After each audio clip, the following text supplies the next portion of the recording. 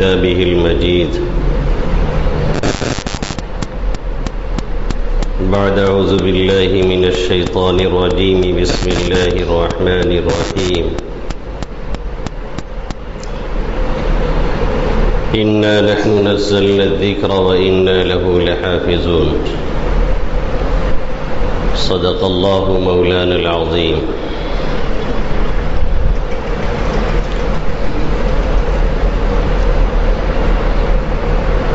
ہے قول محمد قول خدا، فرمان رہے اللہ کا. بدلے گا زمانہ لاکھ مگر قرآن نہ بدلا جائے گا. میرے محترم بزرگوں اور دوستوں، میرے غیور نوجوان ساتھیوں،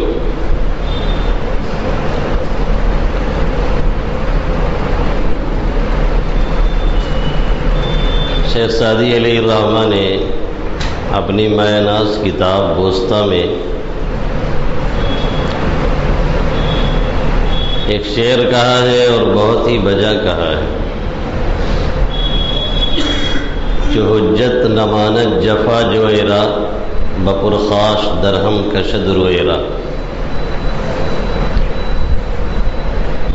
کہ ظالم، جابر، گھمنڈی، طاقتور جب دلیل سے ہار جاتے ہیں تو لڑنے بھیڑنے پہ آمادہ ہو جایا کرتے ہیں، اوجھے ہتھ کنڈے اپنانا شروع کر دیتے.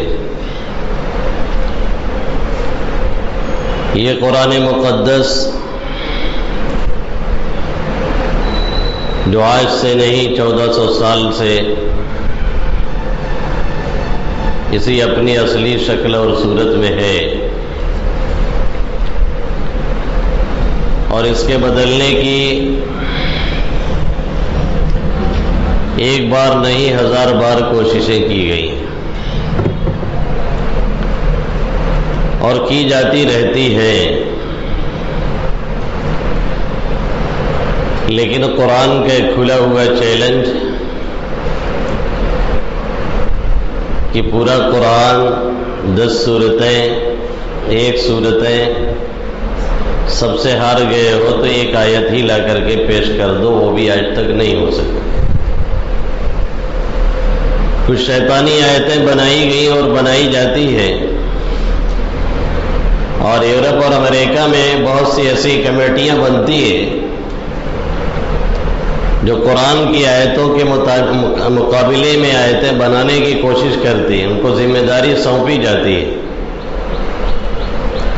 لیکن اس کا نتیجہ یہ نکلتا ہے کہ اس میں سے 50 میں سے تو 25 اور 30 کام چھوڑ کے بھاگ گئے اور 35 کام چھوڑ کے بھاگ گئے، اور جو باقی بچتے ہیں وہ اپنے اسلام اور ایمان کا اعلان کر دیتے ہیں اور کہہ دیتے ہیں کہ یقیناً یہ ایسی کوئی کتاب ہے جو انسانوں کے بس سے باہر ہے، جس کے شروع ہی میں اللہ رب العزت نے فرما دیا لا ریب فیہ الف لام میم ذالک الکتاب لا ریب فیہ. ایسی کتاب ہے جس میں ذرہ برابر شک اور شبہ کی گنجائش نہیں ہے. آج سے نہیں نہ معلوم کتنے زمانے سے یہ کوشش جاری ہے، اور کوشش ہمیشہ ناکام ہی ہوتی ہے. اللہ رب العزت نے خود اپنے ذمہ لیا ہے اس کی حفاظت کا، تو دنیا کی کون سی وہ طاقت ہے جو اسے بدل ڈالے. اِنَّا نَحْنُ نَزَّلْنَا الذِّكْرَ وَإِنَّا لَهُ لَحَافِظُونَ. ہم نے ہی ذکر یعنی قرآن کو نازل فرمایا ہے اور ہم ہی اس کی حفاظت کرنے والے. اور یہاں ذکر سے مراد یہی کلام الہی ہے، یہاں ذکر سے مراد یہی قرآن الہی ہے. اسی لیے مولانا قاسم نانوتوی علیہ الرحمہ سے جب ایک عیسائی سے مناظرہ ہوا جس نے یہ دعویٰ کیا اور یہ چیلنج کیا کہ یہاں نزلنا ذکر سے مراد انجیل ہے، قرآن نہیں ہے، اگر قرآن ہے تو اسے ثابت کرنا پڑے گا کہ یہاں ذکر سے مراد قرآن ہے. ہم کہتے ہیں یہاں ذکر سے مراد انجیل ہے، اور انجیل کی حفاظت کا اللہ نے وعدہ کیا ہے، لہذا ہماری انجیل سچی ہے، آپ کا قرآن صحیح نہیں ہے۔ حضرت نے فرمایا، عربی پڑھنے والے جانتے ہیں، ایک ہوتا ہے نزلنا، نزل تنزیلاً، اور ایک ہوتا ہے انزل انزالاً، دونوں کے معنی آتے ہیں نازل کرنا اور اتارنا۔ قرآن میں دوسری جگہ لفظ انزلنا بھی استعمال ہے، انا انزلناہ فی لیلۃ القدر۔ اس کے بعد حضرت نے فرمایا کہ نزلہ کے ایک معنی جو آتے ہیں وہ بتدریج کسی کو نازل کرنا، آہستہ آہستہ کوئی چیز اتارنا، اور یہ آہستہ آہستہ 23 سال کچھ مہینے میں یہ قرآن مقدس ہی اترا ہے۔ باقی توریت ہو یا انجیل ہو بیک وقت پوری نازل ہوئی ہے، اس لیے اس کے لیے انزلنا کا لفظ فٹ بیٹھتا ہے، ننزلنا کا لفظ نہیں بیٹھتا ہے۔ بات یہاں سے صاف ہو جاتی ہے کہ یہاں ذکر سے مراد توریت انجیل نہیں ہے، یہاں ذکر سے مراد کلام الہی ہے۔ اور آج تک کوئی ایسی آیت بنانے پہ لوگ قادر نہیں ہو سکے اور صبح قیامت تک نہیں بنا سکتے ہیں، جو فصاحت میں، بلاغت میں، جامعیت میں، معنویت میں، اپنے اتار چڑھاؤ میں اور اپنی سیٹنگ اور فٹنگ کے اندر ایسے ہی ہو جیسے قرآن کریم کی آیت ہے، آج تک کوئی نہیں بنا سکا ہے اور صبح قیامت تک کوئی نہیں بنا سکے گا۔ اس بات کو تو اہل علم زیادہ سمجھتے ہیں، باقی یہ کہ اس میں کوئی رد و بدل، کسی حرف کو یا کسی زبر زیر کو ادھر ادھر کر دیا جائے، یہ بھی آج تک نہیں ہو سکا۔ یہ تو ایک عام انسان بھی جانتا ہے، ایک عام مسلمان بھی سمجھتا ہے اور جانتا ہے کہ کہیں کوئی زیر زبر اس میں نہ آج تک بدلا جا سکا ہے، نہ بدلا گیا ہے، نہ بدلا جا سکتا ہے اور نہ بدلا جائے گا کبھی۔ اسی لیے انطاکیہ والوں نے حضرت علی کرم اللہ وجہہ کے پاس تحفے تحائف دے کر کے بھیجا تھا، کہا کہ آپ کے قرآن میں ہے کہ 2 پیغمبر، ایک تکوینی اور ایک تشریعی، حضرت موسیٰ اور حضرت خضر علیہم السلام، یہ ہماری بستی اور علاقے میں آئے تھے، تو بستی والوں کو قاعدے کے مطابق مہمان آئے ہیں تو خیال کرنا چاہیے تھا، ضیافت کرنی چاہیے تھی، خود مہمان نوازی کرنی چاہیے تھی، لیکن ان لوگوں نے کہا بھی تب بھی کوئی کھلانے کے لیے تیار نہیں ہوا۔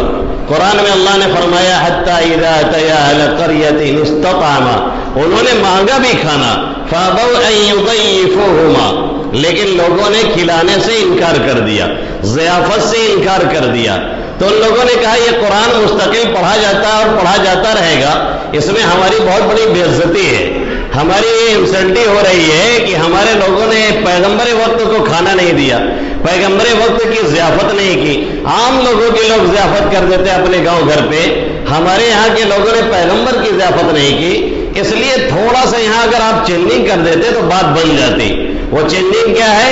فَأَبَوْا أَن يُضَيِّفُوهُمَا، با جو لفظ با ہے جس کے نیچے ایک نقطہ ہے، آپ اس نقطے میں تھوڑی سی تبدیلی کر دیجئے اور اس نقطے کو اوپر رکھ کر کے ایک نقطہ اور لگا دیجئے، تو فَأَبَوْا کے بجائے ہو جائے گا فَأَتَوْا أَن يُضَيِّفُوهُمَا، اور عطا کے معنی آنے کے آتے ہیں، آگے چلنے کے آتے ہیں۔ اب مطلب یہ ہو جائے گا کہ ان لوگوں نے جب کھانا مانگا اور ضیافت کی درخواست کی تو لوگوں نے آگے بڑھ کر کے ان کی ضیافت کی، مطلب بن جائے گا قرآن میں بہت کچھ بدلے گا نہیں۔ حضرت نے فرمایا ہے ایک زبر زیر بھی ادھر ادھر نہیں ہو سکتا ہے، اپنے تحفے تحائف اپنے پاس رکھو، یہاں اس میں کوئی تبدیلی ہونے والی نہیں ہے۔ ہر قول محمد قول خدا، فرمان رہے اللہ کا، بدلے کا زمانہ لاکھ مگر قرآن نہ بدلا جائے گا۔ اِنَّا نَحْنُ نَزَّلْنَا الذِّكْرَ وَإِنَّا لَهُ لَحَافِظُونَ، ہم نے ہی ذکر یعنی قرآن کو نازل کیا ہے، ہمیں اس کی حفاظت کرنے والے ہیں، اور حفاظت کیسے اللہ کروا رہا ہے ہم اور آپ سوچ بھی نہیں سکتے ہیں۔ معمول کے دور میں ایک عمومی مجلس عام طور پہ ہوتی تھی جس میں ہر طرح کے علماء شریک ہوتے تھے، عیسائی بھی، یہودی بھی، مسلمان بھی، یعنی سب کو شامل ہونے کی اجازت ہوتی تھی۔ پھر کچھ باتوں میں بحث ہوتی، لوگ اپنے اپنے دلائل، اپنے اپنے پروف، اپنے اپنے ایویڈنس اور اپنی اپنی باتیں رکھتے تھے۔ ایک مرتبہ ایک اسرائیلی یعنی یہودی آیا اور بہت بن سور کر کے کہ کوئی سمجھ نہ سکے کہ یہ کوئی دوسرا شخص ہے، مسلمانوں کے لباس میں وہ بھی حاضر ہوا۔ اس نے بڑی لچھے دار تقریر کی، بہت شاندار انداز میں گفتگو کی، حاضرین کو بہت پسند آئی، لیکن وہ مامون تھا، ہمارے اس زمانے کے بادشاہ تھے جو پیشانیاں دیکھ دیکھ کے اکثر لوگوں کو پکڑ لیتے تھے. ہمارے یہاں کے نہیں تھے. یہ جو رات میں سو رہے تھے اور اٹھ کر کے کہہ دیا نوٹ بند، اب آج سے نہیں، نوٹ نہیں چلے گی. تو ہمارے اس زمانے کی یہ کیا جملہ کہا جائے، مناسب ہی نہیں ہے. تو مامون نے اسے بلایا اور کہا کہ یہ بتاؤ تم تو ہو اسرائیلی؟ اس نے کہا ہاں آپ نے صحیح پکڑا ہے، ہم تو ہیں اسرائیلی. کہنے لگا کہ پھر ایسا کرو، تم اتنے قابل آدمی ہو تو اسلام کے لیے قبول کر لیتے، مسلمان ہو جاؤ، ہم تمہارے ساتھ بہت اچھا سلوک اور برتاؤ کریں گے. اس نے کہا نہیں، میں مسلمان نہیں ہوتا. تو انہوں نے کہا ٹھیک ہے بھائی آپ کی مرضی، یہ میرا ایک فریضہ تھا میں نے ادا کیا، پیشکش کی آپ کو. بہرحال وہ چلا گیا. 1 سال پورا گزرنے کے بعد وہ پھر آیا اسی مجلس میں، اور اس مرتبہ آیا تو فقہ پر اور حدیث پر بڑی لمبی اس نے گفتگو کی. اور اس کے بعد مامون سے بتلایا کہ اب میں مسلمان ہو چکا ہوں، اب میں کلمہ پڑھ چکا ہوں، اس کے بعد میں اب مسلمان ہو کر کے یہی کام کرتا ہوں. تو مامون نے کہا عجیب بات ہے، تب تو میں نے تم سے کہا تم تیار نہیں ہوئے، اور یہاں سے جانے کے بعد کیا بات پیش آئی کہ تم نے اسلام اور ایمان قبول کر لیا؟ اس نے کہا یہاں سے نکلنے کے بعد چونکہ میں بہت بہترین لکھتا ہوں، میری رائٹنگ بہت عمدہ ہے، خطاطی بہت شاندار کرتا ہوں، تو میں نکلا اور نکلنے کے بعد میں نے کہا کچھ لوگوں کو آزمایا جائے.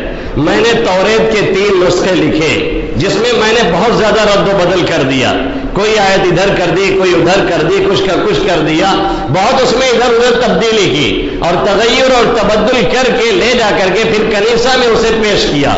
میں نے کہا اب یہودیوں کے ہاں لے جا کر کے اسے دیا جائے. ان لوگوں نے ہاتھوں ہاتھ لیا اور دیکھا، کہا کتنی شاندار لکھی ہوئی ہے اور بہت زیادہ مجھے قیمت ملی.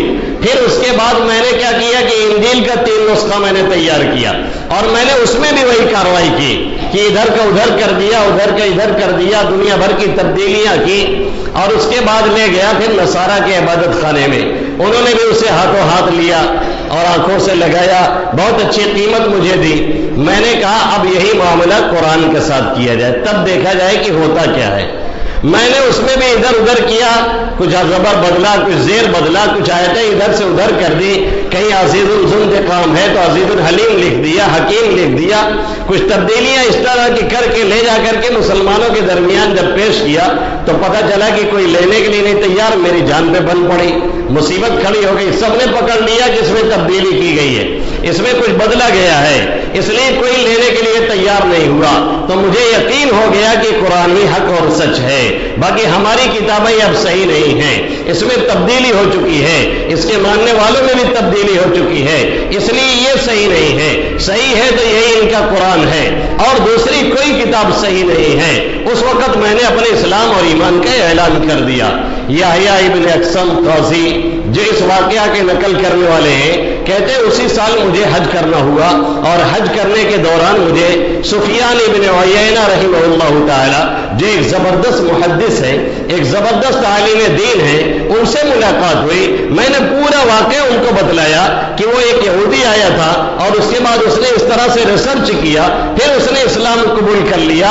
انہوں نے کہا یہ تو ہونا ہی ہے، یہ تو قرآن بتلا رہا ہے اور کہہ رہا ہے. میں نے کہا کون سی آیت ہے؟ انہوں نے فرمایا بِمَسْتُحْفِظُوا مِنْ كِتَابِ اللَّهِ کہ یہ کتاب یعنی توریت اور انجیل یہ یہودیوں کے حوالے کی گئی تھی کہ وہ خود اس کی حفاظت کریں، فریضہ ان کے ذمہ دیا گیا تھا. انہوں نے غفلت برتی، نتیجہ یہ نکلا کہ توریت بھی تبدیل ہو گئی، انجیل بھی تبدیل ہو گئی، اس کے نسخے بھی بدل گئے، اس کے احکام بھی بدل گئے، اور اس میں جو باتیں تھیں جو جائز تھی وہ ناجائز کر دی گئی، جو ناجائز تھی وہ جائز کر دی گئی. پوری طرح سے اس میں تغیر اور تبدل ہو گیا. لیکن قرآن کا ذمہ چونکہ اللہ نے لیا ہوا ہے، اللہ خود فرماتا ہے اِنَّا نَحْنُ نَزَّلْنَا الذِّكْرَ وَإِنَّا لَهُ لَحَافِظُونَ. اس قرآن کو ہم ہی نے نازل کیا ہے اور ہم ہی اس کی حفاظت کرنے والے ہیں. 1450 سال سے لوگوں سے کہا جا رہا ہے ایک آیت کم سے کم بنا کر کے پیش کر دو، کوئی نہیں بنا پا رہا ہے. ایک زبر زیر کو کوئی ادھر ادھر کرتا ہے، سینکڑوں نہیں، ہزاروں نہیں، لاکھوں نہیں، کروڑوں حفاظ کرام کھڑے ہو جاتے ہیں اور بتلا دیتے ہیں کہ یہاں زبر بدلا گیا ہے، یہاں زیر بدلا گیا ہے، حتیٰ کہ یہاں کی آیتوں میں جو نشان لگا تھا وہ نشان بدلا گیا ہے. یہ بھی لوگوں کا علم ہے اور معلوم ہے. آیتیں تو چھوڑ دیجئے، زبر زیر تو چھوڑ دیجئے، اس کا جو معنی ہے، اس کا جو مفہوم ہے، اس کے اندر بھی کبھی کوئی تبدیلی نہیں آئی۔ آقا مدنی صلی اللہ علیہ وسلم نے جو تفسیریں کی ہیں، جو حدیث میں اس کی وضاحت کی ہے، جو ترجمہ کیا ہے، جو ایکسپلین کیا ہے، وہ بھی اسی شکل میں محفوظ ہے، کیونکہ قرآن صرف الفاظ کو نہیں کہتے، قرآن الفاظ اور معنی دونوں کو کہتے ہیں، اور معنی وہی ہے جو آقا مدنی صلی اللہ علیہ وسلم نے بیان فرمایا، اور آپ سے لے کر کے صحابہ کرام نے واسطہ در واسطہ آگے تک چلایا اور پہنچایا۔ اس لیے قرآن بھی مکمل محفوظ ہے، اس کی تفاسیر بھی مکمل محفوظ ہے، اس میں ذرہ برابر شک اور شبہے کی کوئی گنجائش نہیں ہے۔ اور جب لوگ اس طرح سے ہارنے لگے اور تھک گئے اور ان کو یہ سمجھ میں آیا کہ ایک آیت نہیں بنائی جا سکتی، ایک زبر زیر نہیں بدلا جا سکتا، تو پھر اس کے بعد ہم ہی لوگوں میں سے جو ہم لوگوں میں سے نہیں ہیں، اس لیے کہ شیعوں کی اکثریت کافر ہے، وہ قرآن کو مانتے نہیں ہیں، وہ کہتے ہیں نعوذ باللہ 10 پارہ امی جان حضرت عائشہ صدیقہ رضی اللہ تعالی عنہا نے اس میں سے حذف کیا ہے۔ ان کا کوئی امام ہے جو سرہ من وہا نام غار میں لے کر کے چھپا ہوا ہے، اور قیامت کے قریب جب حالات بگڑ جائیں گے تب وہ لے کر کے نکلے گا۔ بھیا اتنے حالات بگڑے، آپ چھپے کہاں ہیں؟ نکل کر کے آئیے تاکہ کچھ بات ہو سکے، نکل کر کے آئیے تاکہ کچھ ملاقات ہو سکے۔ وہ مان نہیں کب نکلیں گے حضرت، اور تب جا کر کے وہ پیش کریں گے، تو ان کا تو اس پہ عقیدہ ہی نہیں ہے۔ اب اگر کورٹ میں کوئی داخل کرتا ہے کہ اس میں 26 آیتیں غلط ہیں، اس سے وائلنس پھیلتا ہے، اس سے تشدد پھیلتا ہے، اس سے انسانیت پہ زد پڑتی ہے، اس کی وجہ سے سماج خراب ہوتا ہے، اس کی وجہ سے معاشرہ خراب ہوتا ہے، تو یاد رکھنے کی بات ہے ان 26 آیتوں کا ایک ایک کر کے جواب دیا جا چکا ہے، اور بار بار دیا گیا ہے، اور ابھی بھی دیا جا سکتا ہے، کوئی جواب دینے میں ہچک نہیں ہے۔ الحمدللہ قرآن ہمارا کہیں یہ نہیں کہتا کسی بے گناہ کو مار دیا جائے، قرآن ہمارا کہیں یہ نہیں کہتا کسی بے گناہ کو قتل کر دیا جائے، قرآن ہمارا کہیں یہ نہیں کہتا کہ اگر آپ کے مذہب کا کوئی مخالف ہے اور کلمہ گو نہیں ہے تو اس کو تحت تیگ کر دیا جائے۔ قرآن ہی نے سیکولر والا جو نظام پیش کیا ہے وہ دنیا کی کسی کتاب نے نہیں پیش کیا۔ لکم دینکم ولی دین، تمہارے لیے تمہارا دین ہے، ہمارے لیے ہمارا دین ہے۔ ہم تم کو دلائل سے سمجھائیں گے اور بات کریں گے، اس کے بعد سمجھ میں آئے تو ٹھیک ہے، اور نہیں سمجھ میں آئے تو مت قبول کیجئے۔ لا اکراہ فی الدین، بزور طاقت کسی کو دین میں نہیں داخل کیا جا سکتا، کیونکہ دین اور اسلام اس کا نام ہے کہ دل سے اللہ کو مانا جائے۔ جب طاقت سے منوایا جائے گا تو ظاہری اعتبار سے انسان مان لے گا، لیکن دل سے نہیں قبول کرے گا۔ اس لیے ہمارا اسلام کسی کو مجبور نہیں کرتا ہے۔ وہ 26 آیتیں جو کورٹ میں داخل کی گئی ہیں، ایک ڈاگ آف یوگی اور مودی کے ذریعہ سے، ایک کتے کے ذریعہ سے جو یہ کورٹ میں داخل کی گئی ہیں، اس کو یہ معلوم ہونا چاہیے کہ قرآن وائلنس کو فروغ نہیں دیتا، قرآن تشدد کو بڑھاوا نہیں دیتا، قرآن اس طرح کی کوئی باتیں نہیں کہتا ہے۔ قرآن تو یہ کہتا ہے کہ ایک ہی انسان کا اگر ناحق خون گرتا ہے تو سمجھ لیجئے کہ پوری انسانیت کا خون بہا دیا گیا ہے۔ قرآن تو یہ کہتا ہے بزور اور طاقت کسی کو اپنے مذہب میں نہیں لایا جا سکتا ہے۔ قرآن تو یہ کہتا ہے کہ کسی کو اگر ذرہ برابر تمہاری ذات سے تکلیف پہنچتی ہے تو پھر تمہیں اپنے اسلام اور ایمان کا جائزہ لینا چاہیے۔ آخری حل ہے جنگ، جس کے بارے میں اللہ کے حبیب صلی اللہ علیہ وسلم نے فرمایا لا تتمنوا لقاء العدو، دشمن سے ملنے کی تمنا نہیں کرنا ہے۔ ایک دم آخر میں جب یہ سمجھا جائے کہ تنگ آمد بجنگ آمد، اب جنگ ہی آخری حل ہے، تب جنگ کی جاتی ہے۔ تم کو 26 آیتیں قرآن میں نظر آئی، تمہیں مہابھارت نہیں نظر آئی، تم کو وید نہیں نظر آئی، تم کو گیتا نہیں نظر آئی، جس میں 26 آیتیں نہیں 1000 سے زائد ایسے اسلوک ہیں جس سے وائلنس پھیلتا ہے، جس سے تشدد پھیلتا ہے۔ تم نے اس کو دیکھا ہوتا، تم نے اسے پڑھا ہوتا، تم نے اس کا مطالعہ کیا ہوتا تو ہمارے قرآن پہ انگلی اٹھانے کی جرات اور ہمت نہ کرتے، شیشے کے گھر میں بیٹھ کے پتھر ہے پھینکتے، دیواریں آہنی پہ تماشا تو دیکھیے، پہلے اپنے گھر میں جھانک لیتے، پھر ہمارے اوپر آتے وار کرنے کے لیے تو شاید کچھ اچھا لگتا۔ ناتھورام گوڈسے، مہاتما گاندھی کا قاتل، جس نے کتاب لکھی میں نے گاندھی کو کیوں قتل کیا، اس نے یہی لکھا ہے کیونکہ ہماری کتاب ہمیں یہ حکم دیتی ہے ہم دشمن پہ غلبہ پائیں، ہماری کتاب ہمیں یہ حکم دیتی ہے ہم دشمنوں کو کمزور کریں. اس لیے ناتورام گوڈسے نے گاندھی کو مارا, اور رام نے جو راون کو مارا, کرشن نے جو کرشن کو مارا, اور دوسرے ان کے پرکھوں نے جو اس طرح کی کارروائیاں کی ہیں اسی مذہب کی بنیاد پہ کی ہے, اسی لٹریچر کی بنیاد پہ کی ہے.